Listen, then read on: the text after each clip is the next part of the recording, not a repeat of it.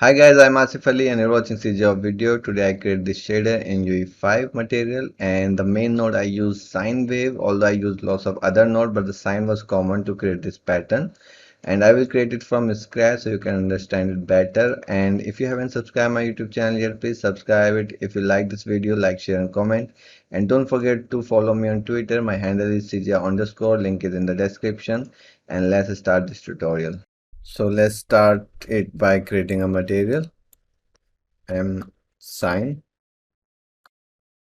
Okay, so we'll see what we can do with sine wave. I'll just make this material unlit, two-sided. Okay, so you have this sine and you need some input to use it. If you preview this, it will give you an error because it need a